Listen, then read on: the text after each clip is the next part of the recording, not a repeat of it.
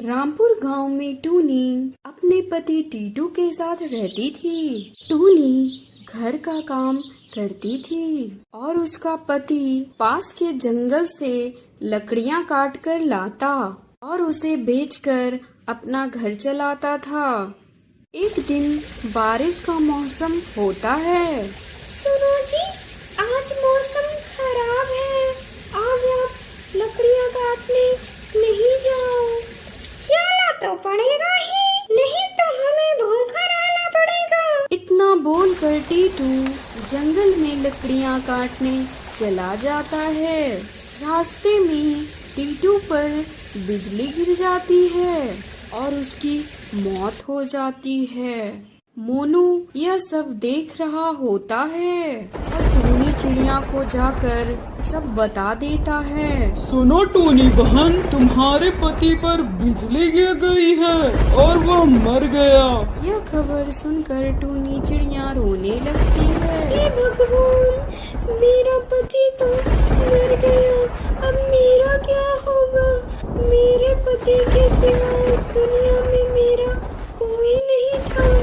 टूनी बहन, तुम टेंशन मत लो, हम सब गांव वाले हैं ना। तुम मेरी जमीन ले लो और उस पर फसल उगाने का काम कर लो।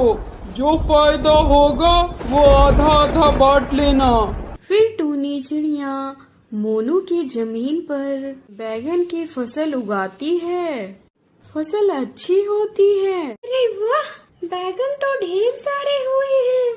चलो इनको बाजार में बेचती हूँ। फिर टूनी चिड़िया बैगन को बाजार में ले जाती है। बैगन ले लो, बैगन ताजे ताजे बैगन। आओ आओ बहन, सुंदर सुंदर बैगन ले लो। तभी उसके पास सोनी आती है और बोलती है, देखने में तो अच्छे लग रहे हैं, ताजे तो है ना? हाँ हाँ बहन, आज ही खेत से लाई हूँ, बिल्कुल ताजे हैं ये बैगन। ठीक है, फिर मुझे 2 किलो बैगन दे दो। और बताओ कितने पैसे हुए? 25 रुपए किलो है, तो 2 किलो के 50 रुपए दे दो।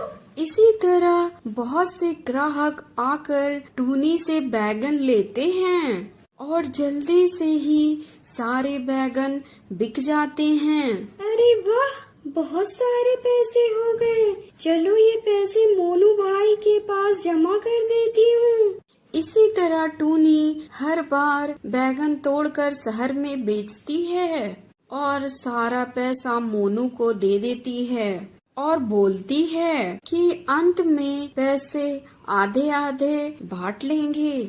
इसी तरह 3 महीने बीत जाते हैं और बैगन के फसल समाप्त हो जाती है। तब टूनी मोनू के पास जाती है और पैसे आधे आधे बांटने बोलती है। मोनू भाई, फसल अब समाप्त हो गई है, देखो तो कितने पैसे जमा हो गए हैं। पूरे 1000 रुपए जमा हो गए हैं। लो 500 रुपए तुम रखो। सिर्फ 1000 रुपए? ऐसा कैसे हो सकता है? कम से कम 20,000 होने चाहिए। 1000 ही हुए हैं, लेना है तो लो, वरना ये भी नहीं मिलेगा। टूनी वो पैसे लेकर चुपचाप अपने घर चली आती है। मोनू भाई ने मेरे साथ बेईमानी की है, लेकिन कोई बात नहीं, दुख के समय उन्होंने ही मेरी मदद की थी। अब टूनी को फसल उगाने की जानकारी अच्छी तरह से हो गई थी, इसलिए वह सेठ धनीराम की जमीन को किराए पर लेकर फसल उगाने लगती है। कुछ ही समय बाद टूनी की आर्थिक स्थिति ठीक हो जाती है और वह अच्छे से रहने लगती है। सुंदर वन जंगल में बहुत बारिश हो रही थी। बारिश होने के कारण खेतों में लगी फसल बर्बाद हो गई थी। पेड़ों में लगे फल भी बर्बाद हो चुके थे। बारिश बंद हो जाने के बाद सोनी चिड़िया और मुहाने की तलाश में बाहर जाते हैं। बहुत ढूंढने के बाद उनको एक पेड़ पर 3 लीची दिखाई देते हैं, परंतु उस पेड़ पर कालिया कौवा पहले से ही बैठा होता है। ओए, तुम दोनों कहाँ से आ गए? इससे पहले मैंने देखा है, इसलिए यह मेरा है। चलो निकलो यहाँ से। सुनो कौवे भाई, यहाँ 3 लीची है, एक तुम ले लो, एक मोनी खा लेगी और तीसरा मैं खा लूंगी। चल निकल, तीनों लीची मेरा है। तभी वह तीनों लीची को तोड़कर अपने साथ ले जाता है। Oh no! ये कौवा तो सारे लीची लेकर चला गया। अब हम क्या खाएंगे? ये कालिया तो बहुत बदमाश है, मुझे तो बहुत भूख लगी है। सुनो बच्चों, अगर तुम्हें भूख लगी है तो मैं तुम्हें बता सकता हूँ कि तुम्हें खाना कहाँ मिलेगा। पेड़ की आवाज सुनकर सोनी मोनी नीचे आ जाती है। तब पेड़ बोलता है, प्यारे बच्चों, ऊपर आसमान में जाओ। 1 किलोमीटर ऊपर जाते ही तुम्हें लीची के बगीचे दिखाई देंगे। वहाँ ढेर सारा खाना मिल जाएगा। ऊपर आकाश में, ऊपर तो बादल होते हैं। हाँ, बादल पे जाओ, बादल पर ही पेड़ मिलेंगे। फिर सोनी और मोनी ऊपर जाते हैं तो देखते हैं कि सच में बादलों पर लीची के बहुत सारे पेड़ लगे हैं। यहाँ तो सच में ढेर सारे लीची हैं। हमारी तो लॉटरी लग गई। चलो जल्दी जल्दी, हम लीची तोड़कर अपने घर ले जाते हैं।